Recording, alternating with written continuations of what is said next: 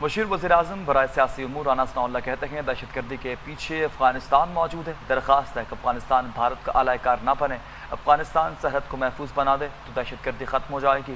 آئندہ بجٹ میں بڑے پیمانے پر ریلیف دینے کا بھی دعویٰ کیا گیا۔ کہا کہ عام آدمی کو ریلیف دینے کے لیے کوشاں ہیں، بجٹ میں تنخواہ دار طبقے کا لحاظ رکھنے کی کوشش کر رہے ہیں۔ عوام کو بڑے پیمانے پر ریلیف کی تجاویز زیر غور ہیں۔ مشکلات کا سامنا ہے، یہی وجہ ہے کہ موجودہ حکومت جو آنے والا بجٹ ہے اس میں بھرپور کوشش کر رہی ہے کہ عام آدمی کے لیے جو ہے وہ آسانیاں پیدا کی جائیں۔ بجٹ میں ایسی تجاویز جو ہے وہ اس وقت زیر غور ہیں کہ جس سے جو ہے وہ بڑے پیمانے پہ عوام کو ریلیف مہیا کیا جائے۔